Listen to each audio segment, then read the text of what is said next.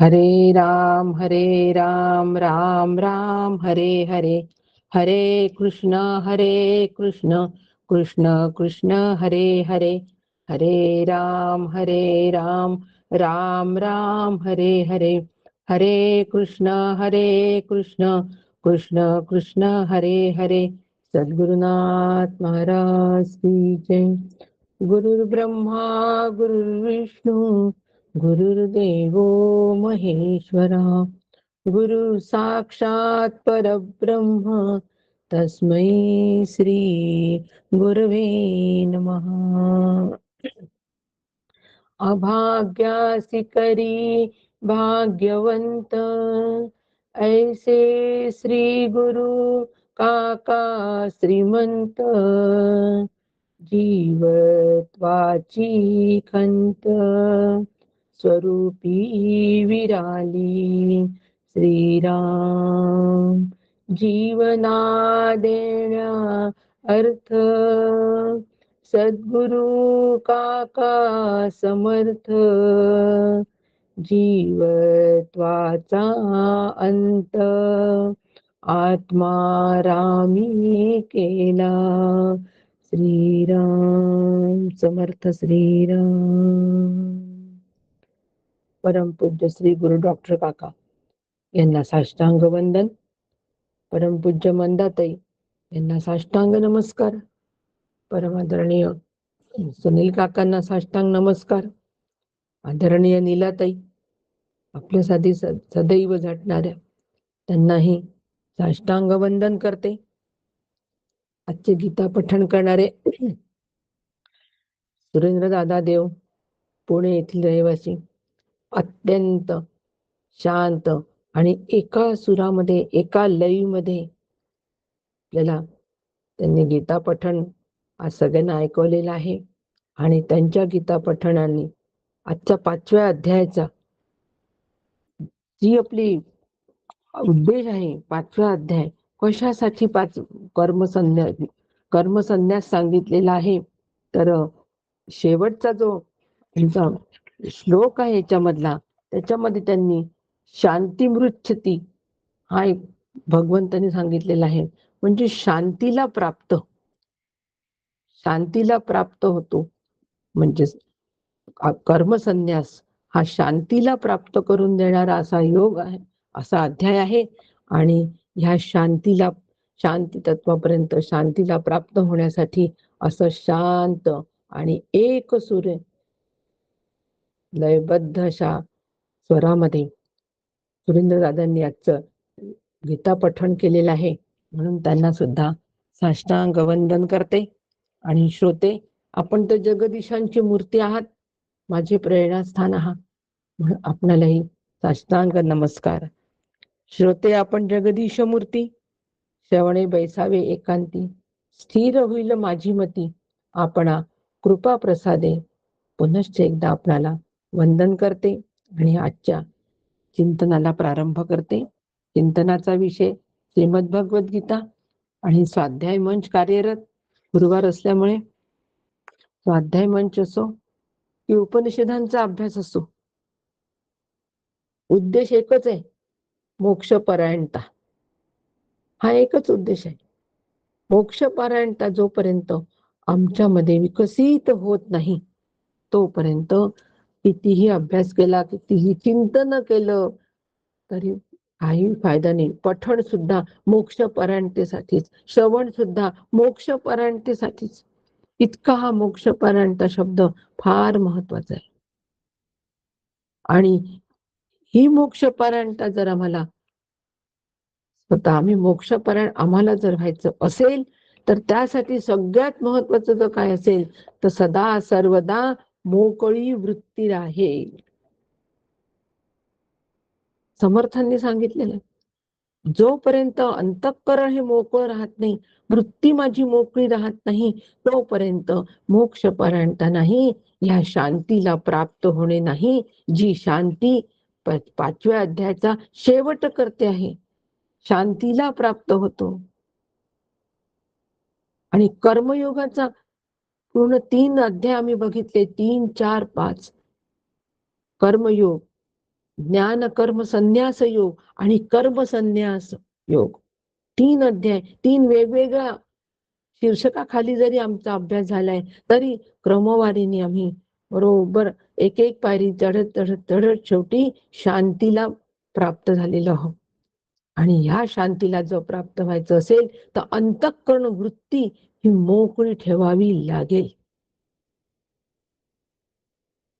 तरच शांतीचं ते वसती स्थान होईल, अन्यथा होणार नाही. नाहीतर अनेक विषयांचा धुमाकूळ, अनेक विकारांचा अंतःकरणात धुमाकूळ आणि अनेक वृत्तींचा धुमाकूळ जर त्या ठिकाणी असेल तर त्या ठिकाणी शांती सापडणार नाही, गवसणे नाहीच. आणि म्हणून अंतःकरण वृत्ती मोकळं राहण्यासाठी म्हणून भगवंतांनी आम्हाला कर्मयोगांची लक्षणं दिलेली आहेत.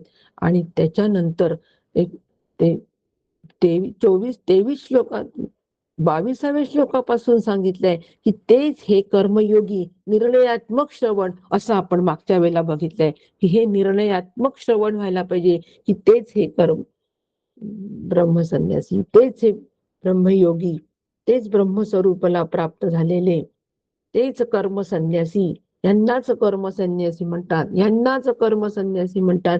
असं निर्णयात्मक श्रवण करून तो निर्णय मला घ्यायचा, त्या निर्णयाला मला प्राप्त व्हायचंय.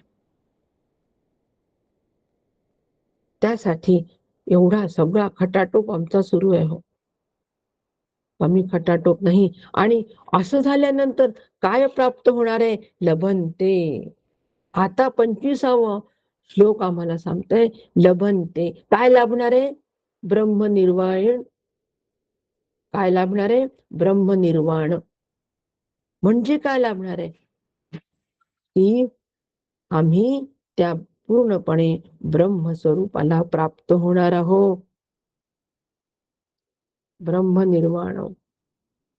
त्या आम्हाला हे लाभणार आहे, पण कोणाला? हाही प्रश्न महत्वाचा. हे लाभल्यानंतर काय मिळणार आहे? त्यासाठी हे आम्हाला जेव्हा सगळं मिळेल, लभन्ते ब्रह्मनिर्वाणम ऋषया, असं या ठिकाणी दिलेलं आहे. म्हणजे ज्यांची सगळे पापक्षय झालेली आहे, क्षीण कल्मषः, सगळी पाप क्षीण झाली आहे, सर्व संशय नष्ट झालेले आहे, छिन्न द्वैधा यतात्मान, ज्यांची सगळी पाप नष्ट झाली आहे, सगळे संशय नष्ट झाले, ज्यांचं मन स्वाधीन आहे, आणि सर्व भूत हिते रता, जो सर्व प्राणी मात्रांचं हित करण्यात रत झालेला आहे, त्यांना विदेह कैवल्य अवस्था प्राप्त होते. लभन्ते ब्रह्मनिर्वाण. त्यांना कैवल्य अवस्था प्राप्त होणार आहे, होते, प्राप्त होते. तेच हे कर्मसन्यासी. हे ध्रुवपद कधी विसरायचं नाही. ध्रुवपद विसरलं तर सगळ्या त्याचा जो आपल्या तत्वज्ञानाचा गाभा आहे तोच निघून जातो. शब्दासाठी शब्दाचा अभ्यास होतो. आणि म्हणून आणि त्यांनाच ऋषी असं म्हटलेलं आहे भगवंतांनी. या ठिकाणी ऋषी म्हटलंय. या ठिकाणी तेच ऋषी आहे, त्यांची सगळी पाप नष्ट झालेली आहेत. कोणकोणते आहेत? मग काय काय सांगितलंय? सर्व पाप नष्ट होणं, सर्व संशय नष्ट होणं, मन स्वाधीन होणं, आणि प्राणी मात्रांचं हित करण्यात रत, सर्व भूत हिते रता. पाप नष्ट झाल्यानंतर, संशय नष्ट झाल्यानंतर, मन आपल्या स्वाधीन असल्यानंतर आता उरलं उपकारापुरता. बस इतकं सगळं माझं झाल्यानंतर, माझं एकदा पोट भरलं की आपण उरलेलं बाकीच्यांना देतो की नाही? माझं पोट भरल्याशिवाय आपण देतो का कोणाला? काहीही द्यायचं असेल तर स्वतःच आधी साधून घेतो, आधी स्वतःच्या गरजेपुरता काढून घेतो आणि मग बाकीच्यांना देतो. आधी स्वतः तृप्त होतो. असा स्वतः तृप्त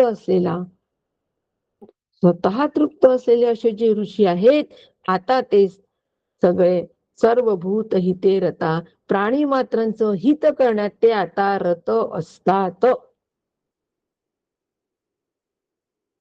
आणि हे सगळं करण्यासाठी ह्या पाप क्षीण झालाय, संशय नष्ट जेव्हा होतात तेव्हा ते अंतःकरण मोकळं असतं, सदा सर्वदा मोकळी वृत्ती आहे. आणि मगच तेच ऋषी शांतीला प्राप्त होतात. समन्वय साधून घ्यायचा हो, विषयाची गुंफण नीट करायची, त्याची फ्रेम नीट आखायची, समन्वय साधत साधत गुंफत अभ्यास करत निर्णयापर्यंत यायचं. बरं, असा सगळा फापट पसारात्मक तत्वज्ञान आपण जर अभ्यास करत बसलो आणि त्याला जर नीट एका ठिकाणी बांधलं नाही तर शक्य नाही. खूप सारी फुलं आणली आहेत, वेगवेगळ्या पद्धतीची फुलं आणली आहेत, पण तिला त्या सगळ्या फुलांना जर एका दोऱ्यामध्ये सुंदर गुंफलं तर सुंदर हार तयार होतो. आणि त्या हाराच्या मागे माझे भाव तयार होतात की ही सगळी जो फुलांचा हार आहे हा मी माझ्या श्री गुरूंना अर्पण करणार, हा तो भाव तयार होणार. तोपर्यंत होणार नाही. त्या सगळ्या फुलांना एका धाग्यामध्ये सुंदर रीतीने अरेंज करावं लागतं. कसंही फुल घ्यायचं, कोणतेही फुल टाकायचं, हार सुंदर होत नाही. सुंदर हार करायचंय. अगदी तद्वतच तत्वज्ञानाचे सगळे पैलू माझ्या समोर जरी असले तरी त्यातले नेमके तत्वज्ञानातले पैलू मी उचलायचे आणि त्यामध्ये एक सुसूत्रता ठेवायची आणि ती सुसूत्रता ठेवून मेरुमणी फक्त माझ्या श्री गुरूंना करायचं.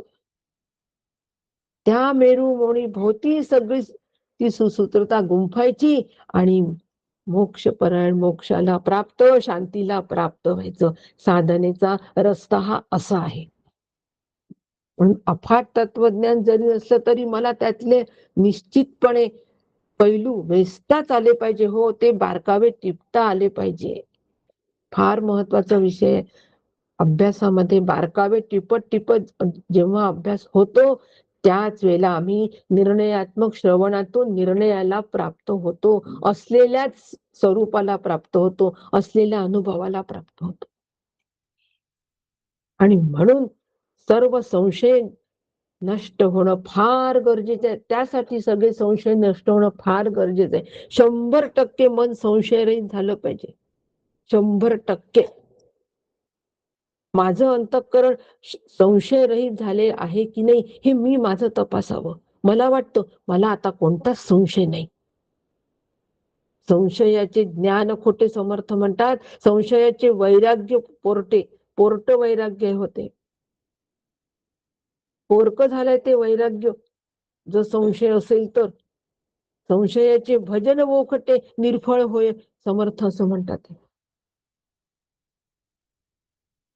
एवढा संशय जर आमच्या अंतःकरणात असेल तर जशी व्हायला पाहिजे तशी साधना होत नाही, अस्सल साधनेला सुरुवात होत नाही. चाचपडत प्रवास करणं, हा प्रवास कितीही केला तरी सुद्धा आम्ही आमच्या मोक्षापर्यंत जाऊन पोचत नाही, निर्णयापर्यंत जाऊन पोचत नाही. म्हणून अंतःकरणात असणारं संशयाचं मूळ पहिले आम्हाला उपटून काढावं लागेल, तेव्हाच ते अंतःकरण मोकळं व्हायला सुरुवात होईल, तोपर्यंत नाही. आणि म्हणून संशय किती असतात अंतःकरणात? आपल्याला वाटतं का आपल्या अंतःकरणात संशय? आता काही संशय उरले नाही. आमचे श्रीगुरु पूर्णपणे ब्रह्मरूप आहेत. बस जे करायचं ते आमचे श्रीगुरु करतील, हा संशय. म्हणजे प्रपंचही श्रीगुरु करतील आणि परमार्थी श्रीगुरु करतील. पूर्ण संशय आमचा मिटला. हो, संशयाची व्याप्ती एवढीच आहे का? संशयाची व्याप्ती आचार्यांनी फार सुंदर सांगितले आचार्य भाष्यामध्ये. ही व्याप्ती जर संशयाची मी आपणासमोर मुद्दे मांडले, 12 मुद्दे सांगितलेत आचार्यांनी. 12 संशयाची व्याप्ती मांडताना 12 मुद्द्यांचा विचार केलाय. एवढे 12 मुद्दे जर आपण टिपले, आणि आज हे टिपा हो, माझी सगळ्यांना विनंती आहे, हे 12 मुद्दे संशयाचे फक्त टिपा आज. याच्यातला बारकावा टिपा आणि ह्या संशयातून आपण बाजूला झालोय का हा विचार 8 दिवस करायला काय हरकत आहे. आणि नसेल तर प्रयत्न करू परत. त्याच्यासाठी तर सगळं सुरू आहे. एका ह्याच्यात संशय थोडी फिटतो. 3 ते 12 मध्ये आचार्यांनी मांडलंय. सगळ्यात महत्वाचा पहिला मुद्दा आचार्यांनी मांडलाय. आचार्य भाष्यामध्ये, आचार्य भाष्य असेल तर बिलकुल बघा. ते सगळं फार मोठं आचार्यांनी दिलेले 12 प्रकारचे मुद्दे दिले याच्यामध्ये. पहिला मुद्दा दिला आचार्यांनी की सगळ्यात पहिले आमचा संशय आत्म्याच्या अस्तित्वाबद्दल असतो. आत्म्याच्या अस्तित्वाबद्दल शंका आम्हाला पहिले येते की खरंच आत्मा आहे का आणि आत्मस्वरूप आहे का आणि आम्ही आत्मरूप होऊ का. सुरुवातीची हा शंका संशय आमच्या अंतःकरणात आल्यानंतर पुढच्या सगळ्या संशयाची निर्मिती या एका संशयामुळे होते. एका संशयामुळे होते. ही शंका येते, आत्म्याच्या अस्तित्वाबद्दल शंका येते. आत्मा आहे की नाही. ठीक आहे, श्री गुरूंनी सांगितलं आत्मा आहे. आम्ही पण त्याच्यावर श्रद्धा विश्वास ठेवला की आत्मा आहे. पण आत्मा आहे तर मग दुसरा संशय आमच्या मनामध्ये येतो की खरंच तो चैतन्य स्वरूप आहे की जड स्वरूप आहे. कारण आम्हाला ह्या कशाचाच अनुभव नसतो, प्रपंचाचा अनुभव असतो. प्रपंचाने ही वृत्ती सदैव भरलेली असते, गच्च भरलेली असते, ओव्हरफ्लो झालेलं असतं अंतःकरण विषयांनी. तो सगळा ओव्हरफ्लो, तो सगळा आवेश, लक्षात घ्या कालचा शब्द आपला, तो सगळा पसारा, मांडुक्य मधला पसारा लक्षात घ्या. आयतः आचार्यांनी त्याला शब्द वापरलाय. तो सगळा पसारा, तो सगळा आवेश, तो सगळा आम्हाला आवरून धरायचा. त्या आवेशामुळे मग हे संशय सगळे तयार होतात. हो, खरंच आत्मा चैतन्य स्वरूप आहे की जड स्वरूप आहे. चैतन्य स्वरूप आहे की मग तो नित्य आहे की अनित्य आहे. अगदी नोट करून घ्या. आणि आपण या कोणत्या कोणत्या संशयातून निघालेलो आहे. आधी परोक्षत्वाने निघायचंय आणि मग अपरोक्ष ज्ञान. तो खरंच नित्य आहे की अनित्य आहे. मग तो जर नित्य आहे असं माझे श्री गुरु सांगतात आणि मलाही तो पटलं की बुवा नित्य आहे, मग देह, इंद्रिय, प्राण, मन, बुद्धी, चित्त, अहंकार, अज्ञान या सर्वांपासून तो भिन्न आहे की अभिन्न आहे. आला संशय परत. कोणाला येतात हे सगळे संशय? जो मोक्षपरायण आहे त्याला असं वाटतं की तो कर्मसन्यासी मीच व्हावा. असं ज्याच्या अंतःकरणामध्ये तीव्र इच्छा जी असेल त्यांच्याच मनामध्ये हे संशय येतात. आमचे संशय हे फार ढोबळमानाचे असतात आणि ते ढोबळमानाने त्याचं निस्तारण पण होतं आणि आम्ही म्हणतो आम्ही संशयरहित झालं. नाही हो, अंतःकरण संशयरहित व्हायला हे सगळे संशय माझ्या अंतःकरणात आहे का याचा माझा नीट अभ्यास झालाय का, हे परोक्षत्वाने तरी मला पटलंय का, हे पाहणं फार गरजेचं आहे. म्हणून बारकावे टिपत टिपत अभ्यास करत चला. खूप वाटचाल आली. 6 उपनिषदांपर्यंतची वाटचाल आली आहे. श्रवणामधला अर्ध्याच्या वर टप्पा आपण पूर्णपणे पार केलेला आहे. आणि म्हणून असा हा जो आत्मा आहे हा सगळ्यांपासून भिन्न आहे की अभिन्न आहे. हा सगळ्या देहादीपासून भिन्न आहे असं आम्ही मानलं. तो अलिप्त आहे, तो अस्पर्शित आहे. मग त्याचा देहादी उपाधीशी संबंध आहे का? संशय. तो कर्तृत्वादी धर्मानी युक्त आहे का? आत्मा स्वतः असंग स्वरूपाचा आहे का? आत्मा जर करताही म्हणत नाही तुम्ही, भोगताही म्हणत नाही तुम्ही, तर मग तो असंग स्वरूपाचा आहे का? मग तो जर असंग आहे, तो कर्माने तो लिप्त किंवा स्पर्शित होत नाही का? किती संशय झाले हो. आता सगळं ऐकणाऱ्यांचं, सगळ्या श्रोत्यांचं डोकं अगदी जड झालं असेल की काय, अबबबबब एवढे संशय असतात का? एक संशय आत्मा आहे की नाही संपलं. आहे, आहे म्हटल्यानंतर फिटले संशय. अहो, ही त्या संशयाची व्याप्ती ही सगळी आम्ही नीट लक्षात घेतली पाहिजे. आचार्यांना काय गरज होती एवढी व्याप्ती द्यायची? हौस होती. त्यांच्याजवळ वेळच वेळ होता म्हणून त्यांनी लिहिली एवढे संशयाची व्याप्ती. त्यांनी आमच्या अंतःकरणातले संशयाचे सगळे बारकावे जे आहेत, सगळे विशेषत्व जे आहे, हे सगळे विशेषत्व काढण्यासाठी इतकी संशयाची व्याप्ती दिली हो. वाचता वाचताच मलाच अगदी अबब वाटलं, नसं वाटलं, सगळे कंटाळले असतील. नाही, कंटाळा जरी आला तरी ही व्याप्ती ऐकाचाच. काका बरं बाबा सगळं सोपं सोपं सांगतात. काकू किनी भयंकरच जबाबदारीची ओझी देऊन देते. अहो, ज्यांनी सहज पचवलंय ना, तो सहज देतो. ज्यांनी मेहनत करून आला ना, जो मेहनत करतो ना, तो मेहनतीचंच महत्व सांगतो. बरोबर आहे की नाही? काकांनी सहज पचवलंय, मग काका सहज सांगतात. आपण सगळे मेहनत करून आलोत. आपण साधक अवस्थेमध्ये ते साधकत्व आम्हाला विकसित करायचंय, फुलवायचंय, ऐक्यापर्यंत जायचंय. हे माझं घोषवाक्य असावं अभ्यासाचं. म्हणून इतके संशयाचे बारकावे सांगणं सुरू आहे. कंटाळा आला तरी ऐका.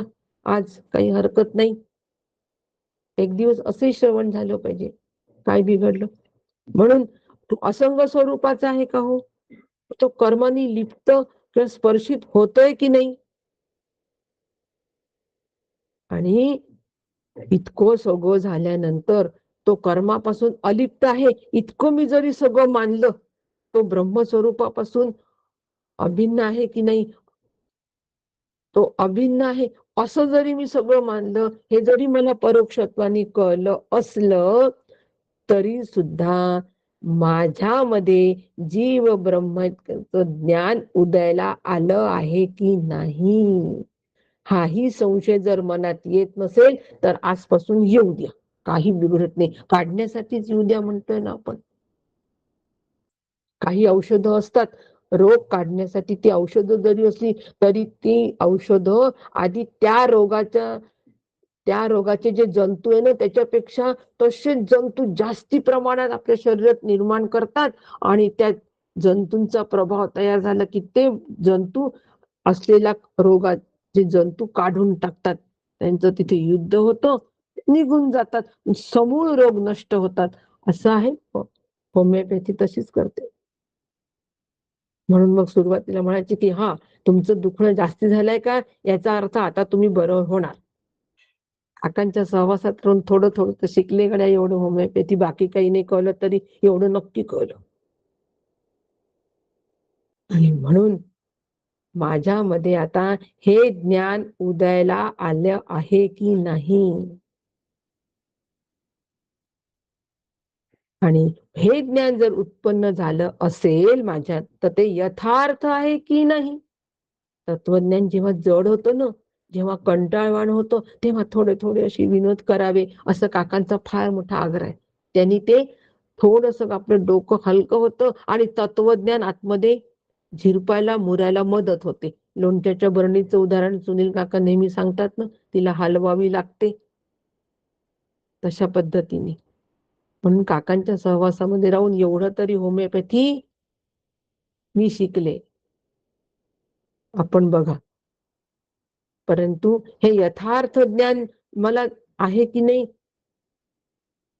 हा संशय मनामध्ये नक्कीच आला पाहिजे. आणि आता हे ज्ञानच मुक्तीचं साधन आहे की नाही असंही आम्हाला वाटतं बरेचदा. हाही संशय येतो, ज्ञान हे खरंच मोक्ष साधन आहे का?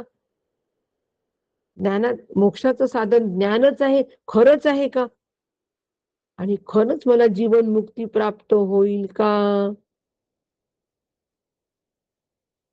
आणि ह्या ज्ञानाने मी जरी मला मी जीवनमुक्त झालो, आम्ही जीवनमुक्त जरी या ज्ञानाने झालो, तरी सुद्धा शरीराचा नाश झाल्यानंतर विदेह कैवल्यावस्था प्राप्त होईल की नाही, इथपर्यंत संशयाचं व्याप्ती आचार्यांनी आमच्या समोर मांडलेली आहे. अनेक प्रकारचे संशय याला म्हटलेलं आहे आणि हे सगळे संशय ज्ञानाने नष्ट होतात आणि संशय विपर्य रहित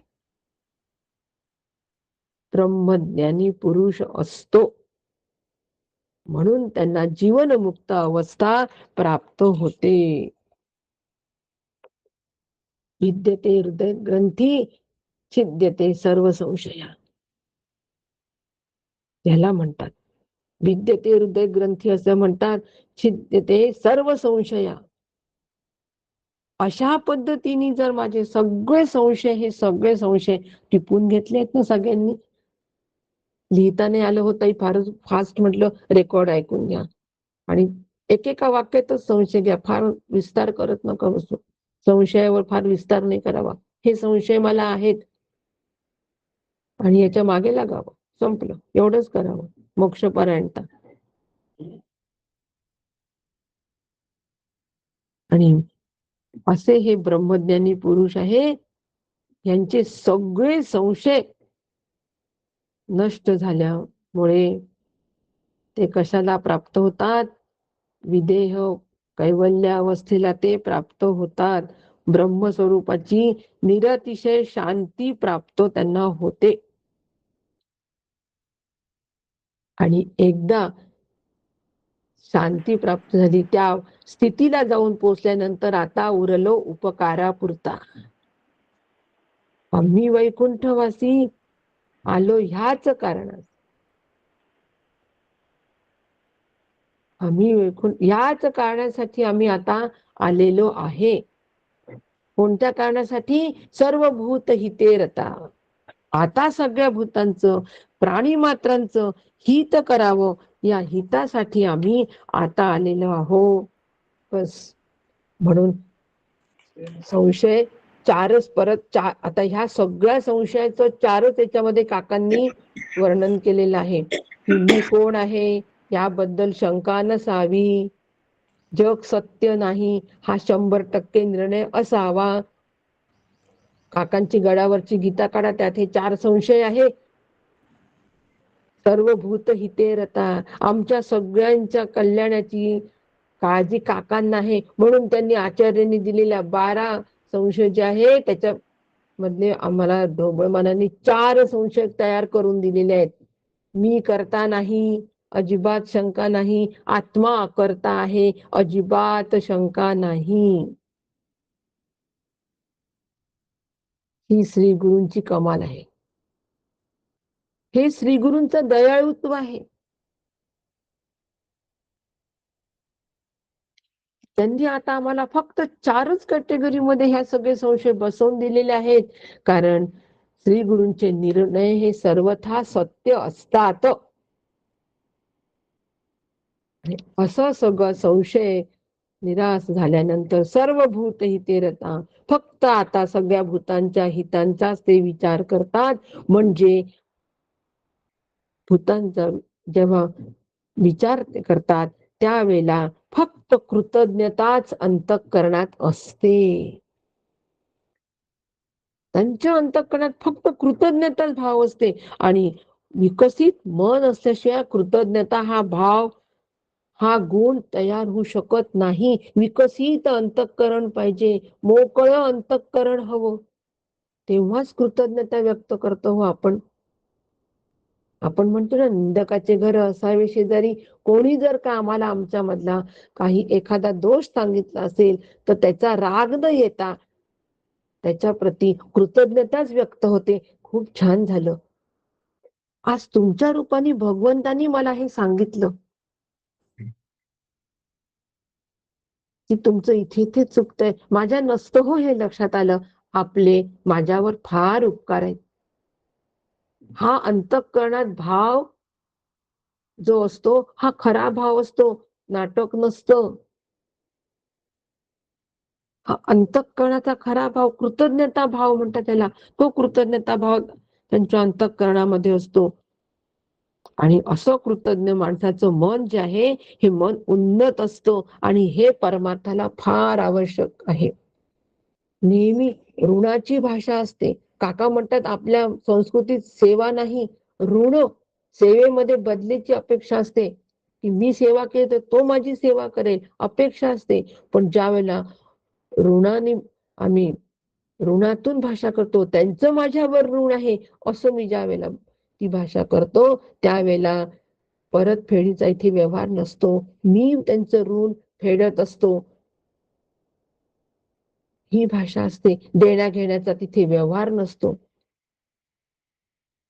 आणि म्हणून अशा ह्या कृतज्ञतेच्या भावनेने मन उन्नयन होतं आणि मग वाहतो विश्वाची चिंता.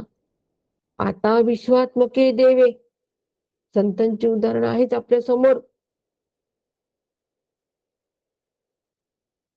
की मग सर्व भूते हिते रता, सर्व भूत हिते रता, ही त्यांची काय होते, अंतःकरण वृत्ती तीच होते, तो स्वभावच होतो. सगळ्या जगाची, सगळ्या जीवाचं कल्याण करण्यासाठी ते तत्पर असतात.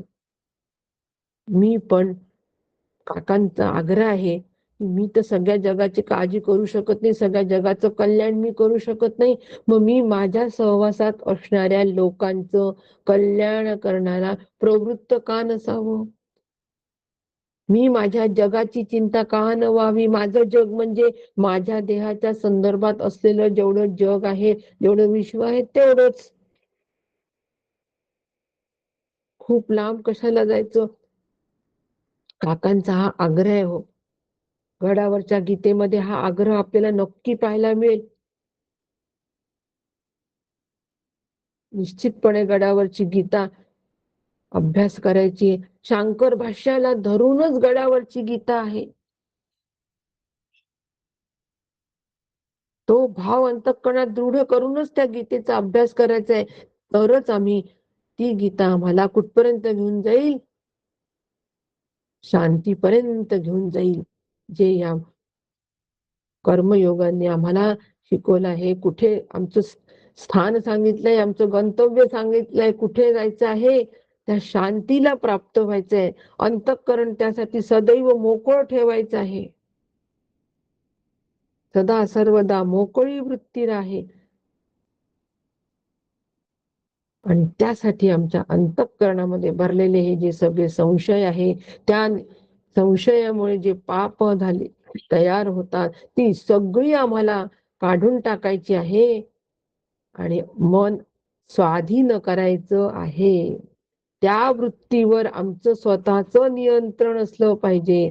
याला मन स्वाधीन असणं असं म्हणतात. रजतमाच्या आधिक्याखाली ही वृत्ती सतत काम करत असते. ते माझ्या नियंत्रणात ते कधी नसतं. ती वृत्ती माझ्या नियंत्रणामध्ये असावी. तेव्हा ती मोकळी राहील की नाही हो. सगळं काम झालं, आता मी कसा मोकळा आहे, मी काही बोला. तसं आता अंतःकरणातले सगळे विकार सगळं निघून गेलेले आहे, सगळे पाप, सगळे संशय निघून गेलेले आहे. आता मोकळी अंतःकरण वृत्ती आहे, ती माझ्या ताब्यात आहे. ती आता फक्त काय करते, श्री गुरूंचं स्मरण करते, बस.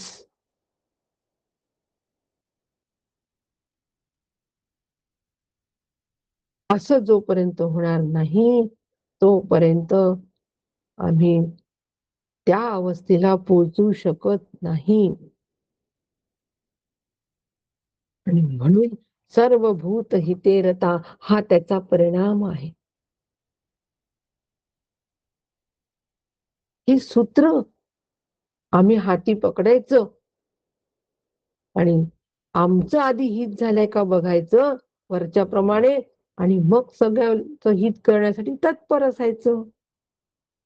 आधी आपलं पोट भरून घ्यायचं. आणि म्हणून असे जे हे कर्मसन्यासी आहेत ते कसे असतात हो? चालूच आहे सांगणं, चालूच आहे सांगणं. माऊली ह्या संदर्भामध्ये हे सगळे लक्षणं सांगता सांगता सांगता श्री गुरूंचं हे सगळं वर्णन सांगता सांगता इतक्या त्याच्यामध्ये माऊली रत होऊन गेल्या, रमून गेल्यात, की निवृत्तीनाथांनी त्यांना थांबवलं. ज्ञानेश्वरीमध्ये आहेत त्या ओव्या, आता उद्धृत नाही करत, बराच वेळ होईल. त्यांना थांबवलं आणि सांगितलं की अरे किती तू या वर्णनामध्ये, ब्रह्मज्ञानाच्या वर्णनामध्ये वाहून चाललाय आणि मूळ कथेला फाटा फुटलेला आहे. मूळ कथा राहिलीच.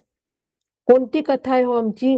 आमची मूळ कथा आहे कर्मसन्यासी कसे असतात, मी कसं व्हावं, आणि कर्मसन्यास साधल्यानंतर काय, कोणत्या याला मी प्राप्त होणार आहे, कर्माची कथा सांगणं सुरू आहे ना. मग तू तर वाहवतच चालला रे, असं म्हणून निवृत्तीनाथांनी माऊलीला थांबवलेलं आहे, त्यांना भानावर आणलेलं आहे. नाथ भागवतामध्ये सुद्धा असंच झालंय. नाथांनी श्री गुरूंचं वर्णन करता करता, त्यांची स्तुती करता करता, त्यांचा गौरव करता करता, स्तुती नाही शब्द वापरत मी, कारण स्तुती हा निंदा सापेक्ष असल्यामुळे, श्री गुरूंचा गौरव महात्म्य वर्णन करता करता ते इतकी त्यांची अंतःकरण वृत्ती ही वाहवत गेली की परत मूळ विषयावर यायला फार त्यांना भान राहिलं नाही. आणि मग ते भान आलं आणि सांगितलं की अरे मी तर खूपच वाहवत गेलो आहे, असंच व्हायला पाहिजे, असंच श्रवण व्हायला पाहिजे, हाच अभ्यास व्हायला पाहिजे. सगळा अभ्यास कुठे यायला पाहिजे? तिथे श्री गुरूंच्या स्मरणाच्या तिथेच यायला पाहिजे. हो, आणि श्री गुरूंच्या स्मरणामध्ये पुढचं सगळं विसरूनच गेलं पाहिजे. काय सांगत होतो विसरूनच गेलो. माझे श्री गुरु कसे? असे ब्रह्मयोगी. माझे श्री गुरु कसे? की ज्यांनी त्यांचे सगळे संशय निघून गेलेले आहेत. ते सर्व भूत हिते रतामध्ये, या भूमिकेमध्ये ते आहे, ते माझं कल्याण करण्यासाठी आलेले आहे. असे माझे श्री गुरु, असे माझे श्री गुरु आहेत की ज्यांनी ब्रह्मविद्येचे सगळे अलंकार, ते विवेकाचे गाव आहेत, परब्रह्मीचे स्वभाव आहेत, आणि ज्यांचे सगळे अलंकार हे ब्रह्मविद्येने नटले आहे. सगळे अवयव हे ब्रह्मविद्येने नटले आहेत. अवयव ब्रह्मविद्येच्या अलंकाराने नटलेले आहेत. असे माझे श्री गुरु, त्यांचं गौरव, त्यांचं महात्म्य वर्णन करता करता विसरलो हो मी.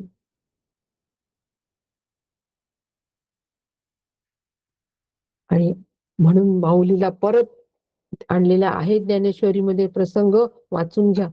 आता सांगितलं तर त्याच्यातच वेळ जाईल. ठीक आहे, आपल्याला यावं लागतं, वेळेचं भान ठेवावं लागतं. आणि असे हे जे कर्मसन्यासी आहेत, हे काम क्रोध रहित आहे. आली परत सगळी जंत्री आलीच. काम सोडलेलं आहे, क्रोध सोडलेला आहे, अंतःकरण जिंकलेलं आहे. त्याला यतीनाम यतचेतसाम काम क्रोध वियुक्तानाम, ज्यांनी काम क्रोध यांना जिंकलेलं आहे ते कसे आहे? यतीनाम यतचेतसाम तया स्वांत करणिता सकल कामोपशांता. परमात्मा परोता दूर नाही. संपूर्ण गीतेमध्ये कितीतरी वेळेला काम क्रोध याच्यावर विजय मिळवा म्हणून सांगितलेलं आहे. थोडस काढलं तर आपल्याला सगळ्यांना कळेल किती वेळा सांगितलंय, म्हणजे केवढं भर दिलेलं आहे काम आणि क्रोधांवर. जी ही विषयापासून हिरतले, माऊली म्हणते कसं सगळ्यावर आम्हाला विजय मिळायचा आहे. जी ही विषयापासून हिरतले, चित्त आपुले आपण जिंतिले. विषयापासून आता ह्या आम्ही हिरतले, म्हणजे विषयापासून हे हरवून गेलाय. अशी कोणती ओवी आहे हो अजून आठवण आली का सगळ्यांना ओवीची? जेणे भ्रांतीपासून हिरतले, इथे म्हणतात जी ही विषयापासून हिरतले. भ्रांतीपासून आणि विषयापासून ज्याचं अंतःकरण आता हिरावून घेतलेलं आहे, ज्याने आपलं चित्त जिंकलेलं आहे, ते निश्चित जेथ सुतले, ते निश्चितपणे जिथे सुतले, सुतवाच झालेला आहे शेतीची ना, ते परत अनात्म वृत्तीवर जात नाही. ते निश्चित जेथ सुतले. कुठे सुतले हो हे अंतःकरण? निश्चितपणे आत्मस्वरूपी घातले रोनिया. दोन ओव्यांचा समन्वय बघा.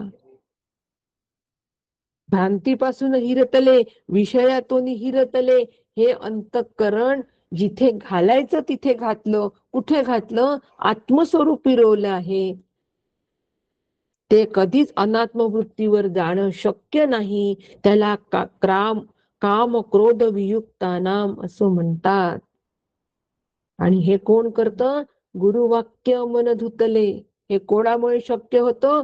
गुरुवाक्य मन धुतले. तेच यतीनाम यतचेतसाम होतात. मग कशाला प्राप्त होतात? असं जे अंतःकरण आहे, ही जी स्थिती आहे चित्त स्वाधीन असल्याची, कशाला प्राप्त होतं? अभितो ब्रह्म निर्वाणम. दोन प्रकारच्या स्थिती आहेत. दोन प्रकारच्या त्यांनी सांगितली स्थिती. त्याला दोन गोष्टी त्यांना मिळतात. कोणत्या दोन गोष्टी मिळतात? एक म्हणजे जीवन मुक्तता आणि दुसरी म्हणजे विदेही मुक्ती. अभितो ब्रह्म निर्वाणम वर्तते विदितात्मना.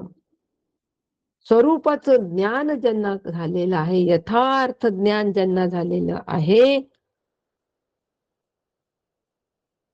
त्यांना दोन गोष्टी मिळतात. जीवनमुक्ती, विदेही मुक्ती. कोणताच संशय या ठिकाणी आता राहत नाही. पण त्यासाठी काम क्रोधा वियुक्तानाम, काका म्हणतात गीतेमध्ये निदान 50 वेळा तरी हा विचार आलेला आहे. आणि 50 वेळा आलेला आहे. म्हणजे काम आणि क्रोध यांना हळूच आम्हाला सगळं जिंकावं लागेल. आजपर्यंत शक्य नाही. एवढे हे काम आणि क्रोध याच्यावर विजय मिळवायचा असतो. हो, या काम क्रोधाकडे आम्ही, या आंतरिक दोषांकडेच आम्ही महत्व हे देत नाही. आंतरिक दोषांकडे शास्त्राने महत्व दिलेलं आहे. आम्ही कधीही याच्याकडे दुर्लक्ष करू नये. उलट जाणीवपूर्वक या आंतरिक दोषांचा आम्ही अभ्यास केला पाहिजे. जाणीवपूर्वक हे आंतरिक दोष आम्ही काढून टाकले पाहिजे. हो, संशय, काम, क्रोध जाणीवपूर्वक काढणं फार गरजेचं आहे. म्हणून आम्हाला सारखं सांगावं लागतंय. आचार्यांनी सांगावं लागतंय, भगवंतांनी सांगावं लागतंय की ह्या काम क्रोधामधून निघे बाबा. कसा हो, कासवाप्रमाणे.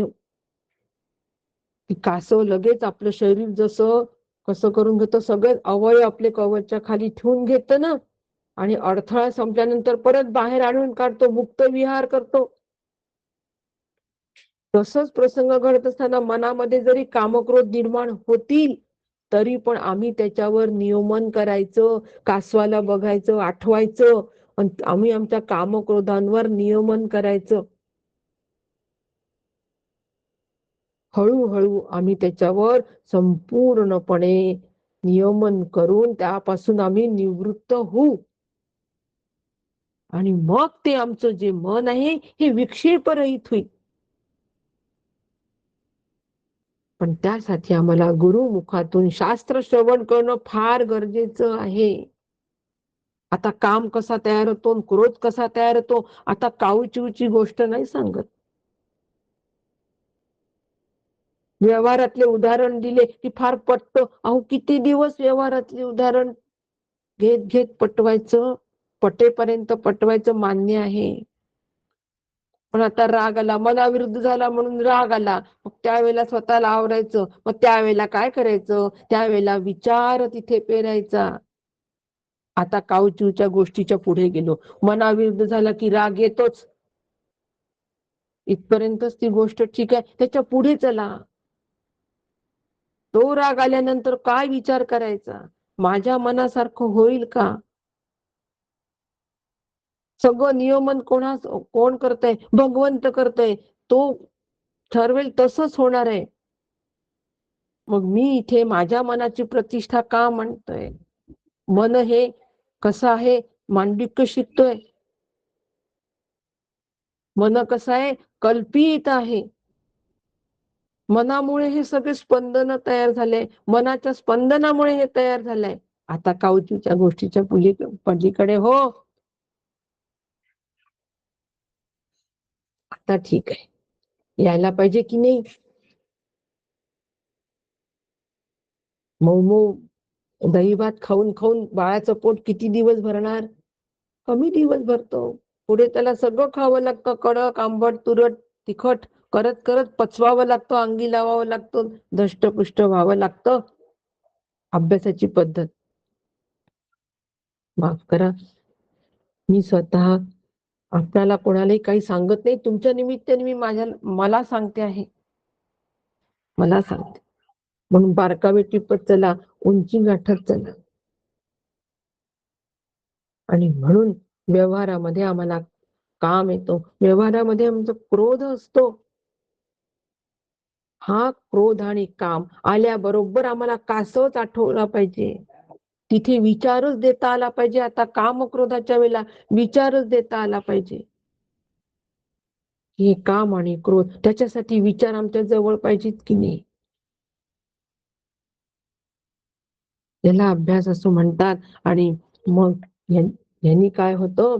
यांनी आता आम्हाला आचार्य म्हणतात, भगवंत म्हणतात की जीवत दशायाम आणि विदेह दशायाम हे आचार्यांनी वापरलेले शब्द आहेत.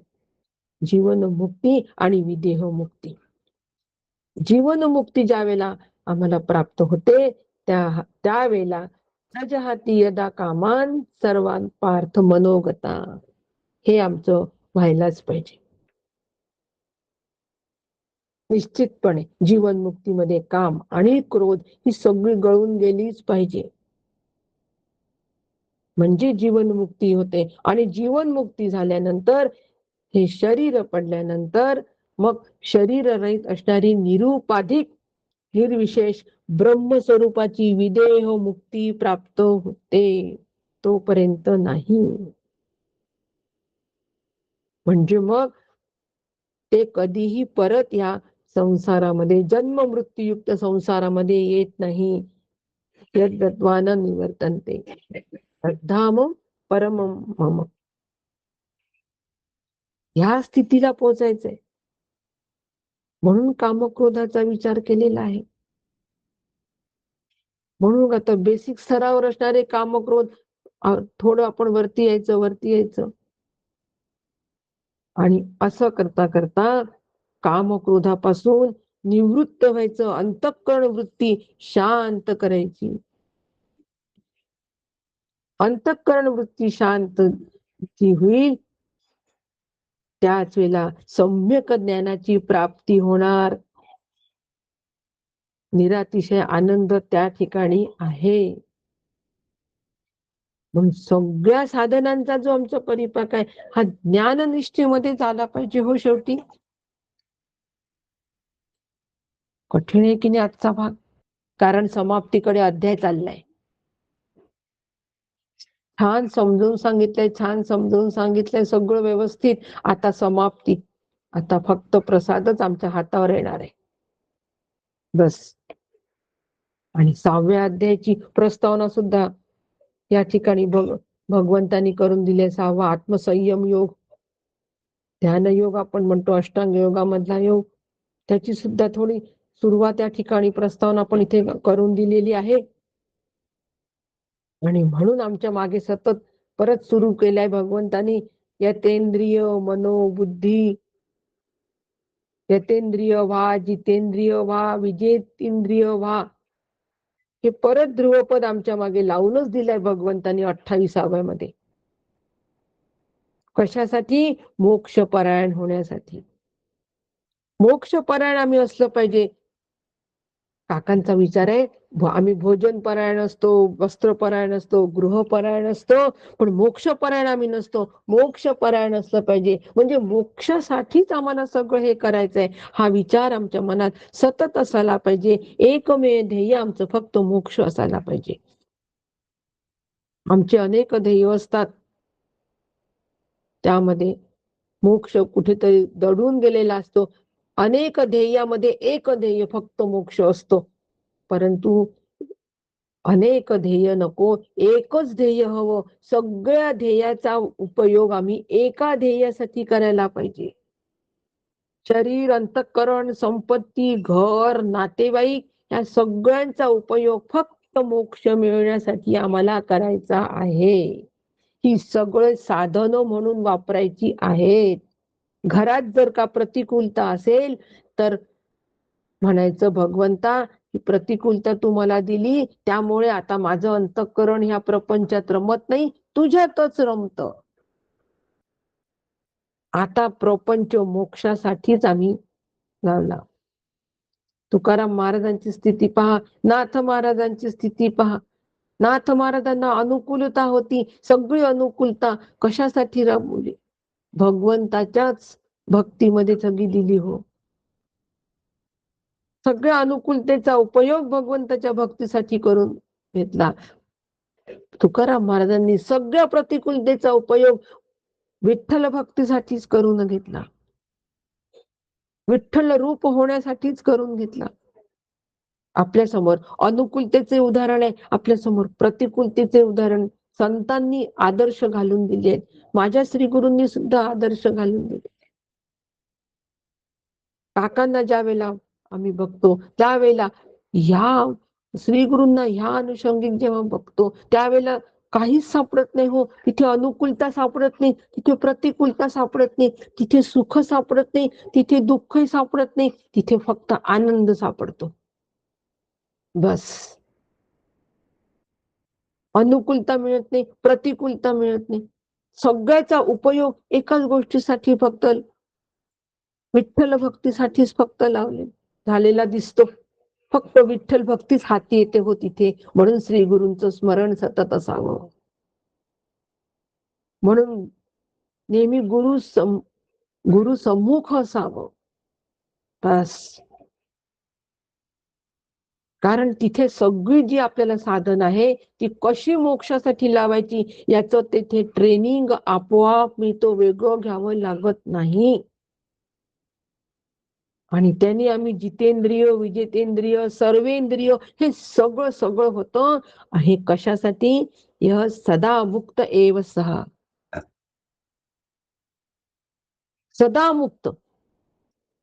सदा मुक्त होण्यासाठी हे सगळं आम्हाला करायचं आहे. सगळ्याचा उपयोग फक्त एवढ्यासाठी आम्हाला करून घ्यायचा आहे. फार महत्वाची गोष्ट आहे. म्हणून श्री गुरूंच्या तिथे अनुकूल, प्रतिकूल, राग, द्वेष काहीही सापडत नाही. मोकळ हो, सदा सर्वदा मोकळी वृत्ती आहे, मग ती आनंदाने भरलेली असते. म्हणून विगत इच्छा फार महत्वाचा मुद्दा इथे मांडलेला आहे परत भगवंतांनी. त्यासाठी आम्ही आमच्या इच्छा सुद्धा, इच्छा, भय आणि क्रोध, परत 3 गोष्टी सांगितल्याच की इच्छा, भय, क्रोध या सगळ्याला आम्हाला सोडूनच द्यावं लागेल. या सगळ्याचा निराश करावा लागेल. जर आम्हाला शांतीला प्राप्त व्हायचं असेल तर. ज्ञात्वा मा शांती मृच्छती. ह्या शांतीला जर आम्हाला प्राप्त व्हायचं असेल तर आम्हाला जे हे संसार चित्र उमटे तो मनरूपी पट फाटे. माऊली म्हणते, जैसे सरोवर आटे मग प्रतिभा नाही. हे संसार चित्र ज्या ठिकाणी उमटतो तो मनरूपी पट हा फाटलाच पाहिजे. मला तर शांती आपल्याला हेच सांगते. मन कल्पित आहे, मनाचे स्पंदन आहे, म्हणून हा सगळा भास आहे. तो मनरूपी पट फाटण्याचा प्रयत्न सुरू आहे. लागलीये कात्री, अनाथ शांतीमध्ये त्या मनाला कात्री लागलीये, तो पट फाडणं चालू आहे. फार कडक आहे होतो पट, पण लवकर फाटत नाही बरं. पण श्री गुरुरूप विचारांची कात्री लागली तर तो पटकन फाटतो. सरोवर आटे मग त्या ठिकाणी प्रतिबिंब त्या सरोवरामध्ये पडत नाही. आटलेल्या सरोवरात कधी प्रतिबिंब पडतं का? अजिबात नाही. तसं संसाराचा पट फाटून गेल्यानंतर तिथे काही उमटेल का चित्र? अजिबात उमटणार नाही. त्यासाठी आम्हाला इच्छा, भय, क्रोध या सगळ्या, हे सगळं जे आहे हे ह्यामुळे जे चित्र उमटतं, म्हणून हे सगळ्याचा निराश करायचा आहे. फार महत्वाची गोष्ट आहे. ह्या सगळ्याचा जेव्हा आम्ही निराश करू, त्याच वेळेला मनरूपी आमचा पट फाटणार आहे आणि सदा सर्वदा मोकळी वृत्ती राहे. त्यावेळेला ती वृत्ती मोकळी राहणार आहे. काकांनी फार सुंदर सांगितलेलं आहे. काका म्हणतात की आम्ही काय करतो की आम्ही रूपाचा भोग घेतो. ज्ञात्वा म्हणजे काय? की कोण ज्ञानी? की जो यज्ञाचा, तपाचा, भोगता जो आहे, सर्व लोकांचा शास्ता जो आहे, तो स्वामी आहे. असो जो जाणणारा आहे, तोच या शांतीला प्राप्त होतो. ज्ञात्वा तोच ज्ञाता आहे, जो यज्ञ तप याचा भोगता, याला जाणतो. कोण आहे या सगळ्याचा भोगता, सगळ्याचा करता करवता कोण आहे? आणि त्याचं अधिष्ठान काय आहे? ते अधिष्ठान मी ब्रह्म, ते मी आहे. रूपा डोळे रूपाचा भोग घेतात, कोणाच्या अधिष्ठानावर घेतात? आत्मसत्तेच्या अधिष्ठानावर ते घेतात. आम्ही काय म्हणतो? मी भोग घेतो, मला छान दृश्य दिसलं, असं मी जेव्हा म्हणतो, त्या काका म्हणतात आम्ही रूपाचा भोग घेतो, ही वाटमारी आहे. रस्त्यामध्ये आलेलं वाटमारी काय करतात? रस्त्यामध्ये आलेल्याला लुबाडतात, ही वाटमारी आहे. आम्ही चोरतो, तो भोग आम्ही चोरतो. वास्तविक तो भोग कोणामुळे आला असतो? आत्मस्वरूपाच्या सत्तेमुळे, अधिष्ठानामुळे आम्हाला तो ते रूपाचा भोग आम्ही घेत असतो. हे ज्ञान आम्हाला त्याच्यामुळे होत असतो. हे आम्ही विसरतो. आम्ही वाटमारी करतो. आम्ही चोर आहो, लुटारू आहो. आणि काकांनी अजून एक सुंदर शब्द वापरला, मी त्यांचा शब्द म्हणून सांगते. रूप चांगला आहे, वाईट आहे, त्यांच्याच भाषेत त्यांच्याच याच्यात वाचून दाखवते. रूप चांगला आहे, वाईट आहे, असं मधल्यामध्ये मी जेव्हा म्हणतो, तेव्हा तो चोमडा आहे, व्यवहारातला चोमडा आहे. संत आपल्यासाठी, आपण याच्यातून निघावं म्हणून आपल्यासाठी हे शब्द वापरत असतात.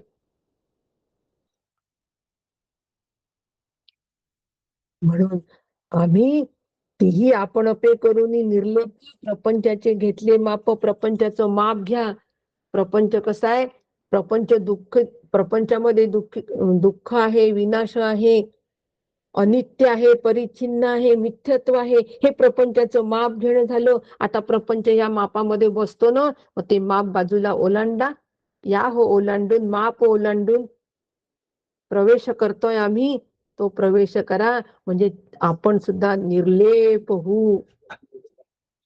आणि मग शांत शांतीचे रूप होऊन ठेले. हे प्रपंचाचं माप ओलांडायचं आहे. आम्ही एकच माप ओलांडतो, हे माप ओलांडायचंय. आणि मग आम्ही हे माप ओलांडलं की आम्ही शांतीला प्राप्त होणार आहोत. मग साच शांतीचे रूप होऊन ठेले. बस असं कर्मसन्यास योग आम्हाला शांतीपर्यंत पोहोचवत आहे. होऊन ठेले, तेच होऊन राहायचंय. तिन्ही अध्याय मधलं तत्वज्ञान आम्हाला इथपर्यंत आणून सोडलेलं आहे. जैसी स्थिती आहे तैशा परी राहे कौतुक तू पाहे संचिताचे मा शांती मृच्छते. बस. अशा पद्धतीने आज आपण 5वा अध्याय संपूर्णपणे केलेला आहे. 29 श्लोकांचा संपूर्णपणे आढावा, सूत्रात्मक आढावा घेतलाय. आता सूत्र कोणकोणती सूत्र आम्ही 29 श्लोकांपर्यंत शिकलेलो आहोत, ही सूत्र जरी फक्त काढून ठेवली आपण आपल्या नोटबुक मध्ये, तरी 5व्या अध्यायाचा अभ्यास छान सूत्रात्मक होईल आणि फार आठवावं लागणार नाही, फार चिंतन पण करावं लागणार नाही. एवढी एक छोटीशी विनंती, सूत्रात्मक सगळी सूत्र लिहून जमा करा. बस, सूत्रात्मक जीवन जगा. सूत्री राहुनी खेळावे, जीवन आनंदाचे करावे आयतन. काकांच्याच आज्ञेनुसार हे जीवन जावं सगळ्यांचं, अशी काकांच्या चरणी प्रार्थना करते. आज 5वा अध्याय समाप्त झाला अशी घोषणा करते. 6व्या अध्यायाला सुरुवात करताना आपण सुनील काकांच्या अधिकारवाणी मधून ती सुरुवात करून घेऊ. आपलं गाडीचं इंजिन बरोबर असलं की डबे बरोबर जातात. हो, परत इंजिनाला जोडून द्यायचं, मागे डबे जायचं हळूहळू. हेच सूत्र हाती घेऊन 6व्या अध्यायाला सुनील काका सुरुवात करतील पुढच्या गुरुवारी. पुढे मग आपण सगळे जण मिळून ती इंजिन समोर घेऊन जाऊ, काहीच हरकत नाही.